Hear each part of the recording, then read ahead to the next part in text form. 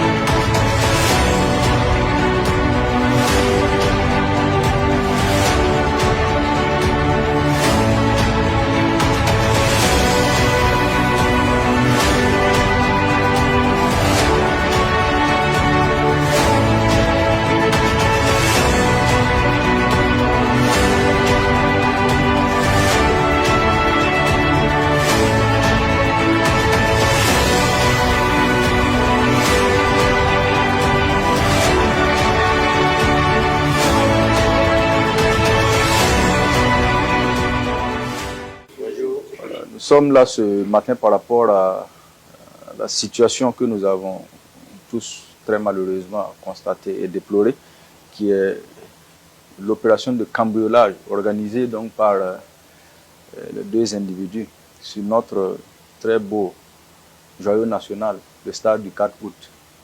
Mais c'est quoi ils ont fait? C'est quoi ils ont enlevé dans le dispositif? C'est le câble électrique, voilà, qui mène de la salle de suppresseur à la salle où il y a la bague d'eau. Ils ont sectionné ce câble-là. Donc, ça fait que c'est comme c'est des capteurs en fait. Et comme ça a été sectionné, et après la coupure d'eau, ça n'a pas pu fonctionner, le système n'a pas pu fonctionner. Voilà. Et ce qui a fait que les gens sont entrés dans les toilettes, il n'y avait pas d'eau, il y avait beaucoup de plaintes.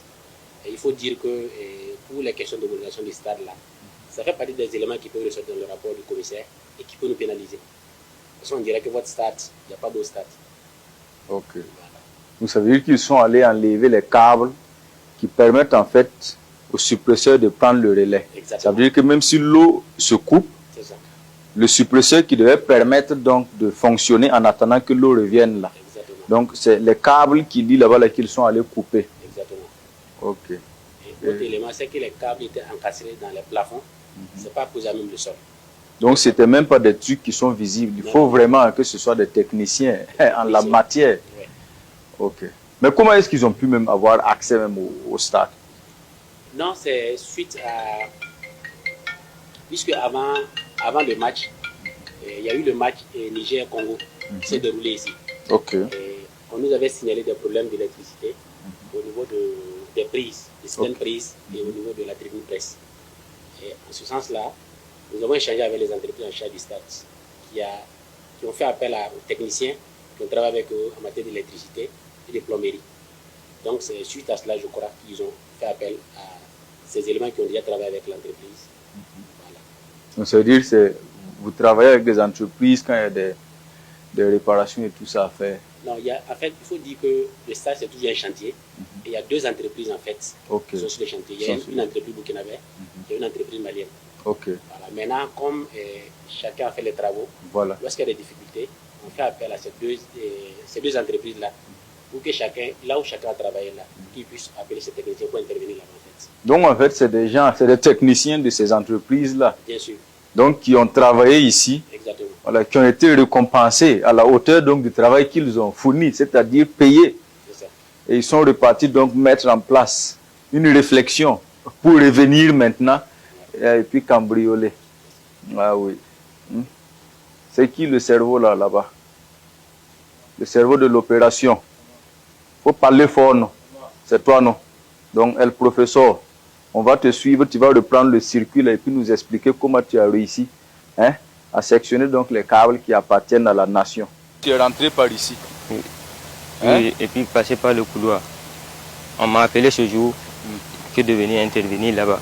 Donc on t'a appelé de venir faire un travail. Voilà. Donc toi tu as profité de ça pour entrer. J'ai tiré les câbles du bas à haut et puis descendre au niveau du coffret. Parce qu'ils ont dit de ranger les câbles sur les chemins de câbles et bien fermer le plafond. Maintenant, il y avait un câble 4x5 qui descendait et entrait dans l'ancienne coffret. Maintenant, j'ai sectionné le câble j'ai sectionné le câble pour pouvoir fermer, ranger le plafond. Donc j'ai rangé, quand j'ai sectionné le câble, et il valait au moins 8 mètres ou 8 à 12 mètres. C'est là, il y avait un de mes amis qui était là, il était aux salles de sport. Lui, je lui ai donné de rentrer avec et j'allais profiter, installer ma maison avec. Quand je suis arrivé à la maison, j'ai vu que le câble ne faisait pas mon travail. C'est ça, j'ai pris le câble, j'ai brûlé et puis allé vendre. C'est moi qui ai volé le câble. Voilà le nouveau, voilà l'ancien câble. Voilà ce que j'ai câblé. Ça, c'est l'ancien coffret. Voilà le nouveau coffret. Donc, vous voyez. Donc, le câble, là, il était descendu de là. Donc, je l'ai sectionné. Le mou que j'ai sectionné ici, là, c'est ce mou que j'ai pris. Cette porte n'était pas fermée. La salle de gym était là. Tu as coupé ton câble. Et puis, tu as fait comment après? Quand tu as venu couper là, tu as fait comment?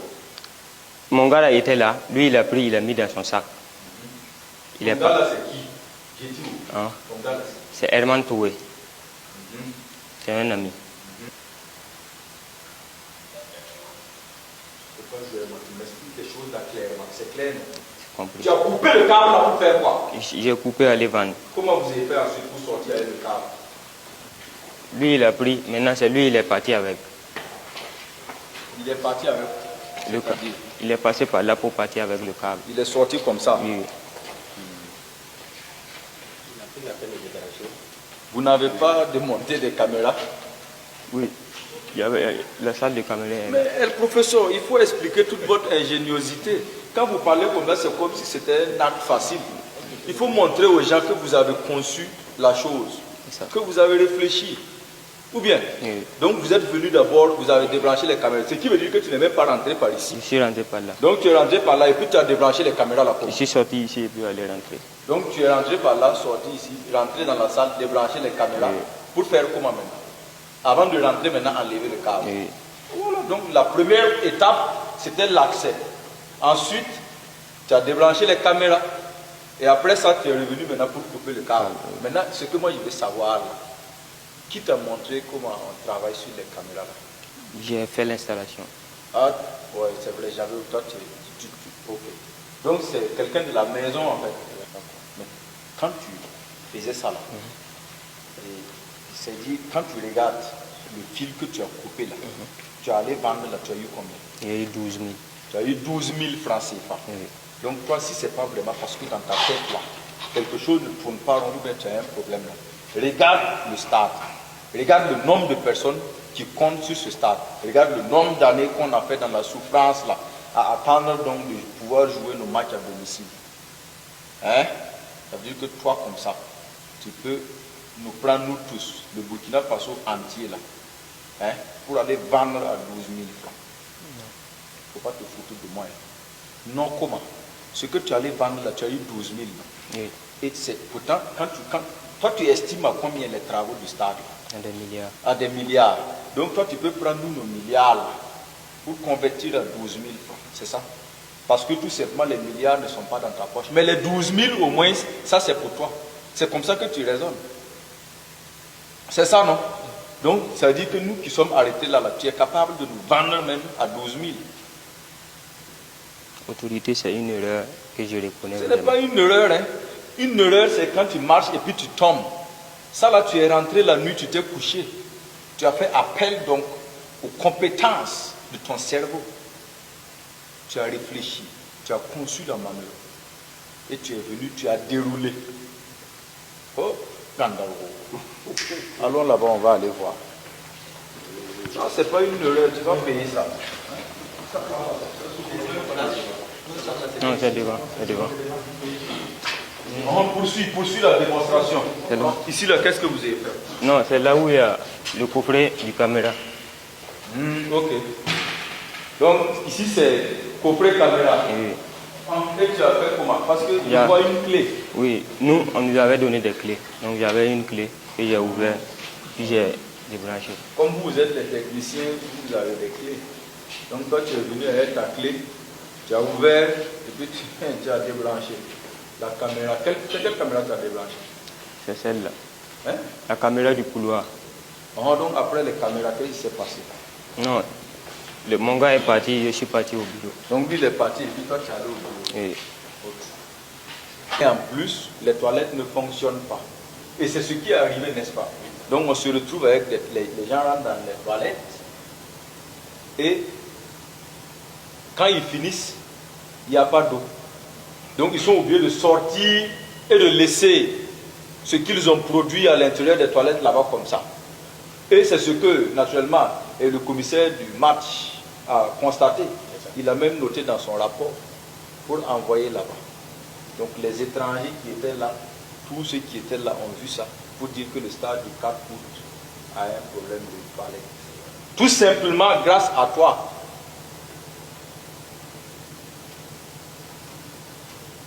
Tu es allé même jusqu'à salir le nom du pays. La patrie ou la mort, là, pour vous, c'est quoi? Vous avez transformé cette devise-là en quoi? En tout cas, ce n'est pas la patrie, c'est le ventre d'abord. 12 000, c'était pour aller faire quoi? j'ai mis de l'essence et puis j'ai mangé. Tu as mis de l'essence et puis tu as mangé. Et j'ai enlevé, donné à celui qui était ici. C'est un câble d'environ 35 mètres qu'ils ont enlevé, puisque pour le remplacer, nous avons acquis un autre câble de 35 mètres pour le mettre à sa place. Ça alimente le surpresseur. Il prend l'eau, le relais d'eau quand il y a coupure d'eau au stade du 4 août. Et ce câble-là qui permet au surpresseur de démarrer automatiquement et d'approvisionner tout le stade. La pelouse, les toilettes, les vestiaires, etc. en eau. Le moindre petit détail, le moindre petit manquement peut conduire à un retrait de l'homologation du stade du 4 août et ça nous amènera encore à vivre des circonstances que nous n'avons pas souhaitées et qui a en tout cas coûté cher au trésor public. Nous lançons donc un appel toujours à la population burkinabé. Il y a des actes à bannir, il y a des choses à effacer donc de nos habitudes. Il faut que les gens s'approprient, comme j'ai l'habitude de le dire, l'esprit donc du burkinabé, qu'ils comprennent ce que c'est qu'être un fils intègre donc de la nation, qu'ils travaillent comme tel. Même si c'est dur, il ne faut pas aller s'adonner à certaines pratiques. C'est très mauvais et non seulement ça gâte l'image du pays, puisque le résultat que ça a engendré est allé jusqu'à l'international suite à des rapports qui ont été faits par les commissaires du match qui étaient là. Ça a mis le public qui était là pour supporter très mal à l'aise, parce que les gens n'ont pas pu évacuer les toilettes après donc les avoir utilisées. Ça a mis, je vais dire quoi, l'organisation qui s'occupe de l'entretien du stade mal à l'aise, parce que après il fallait courir pour trouver donc de quoi gérer les incidents créés par ça et remettre les choses à niveau. C'est décourageant, c'est déplorable que toute une nation qui attendait un truc et qui s'est donné les moyens de le réaliser se voit donc traité de la sorte. Donc nous appelons les gens au patriotisme, nous appelons les gens au sens de la responsabilité, au civisme. Voilà, il faut que les gens arrêtent leurs actes là.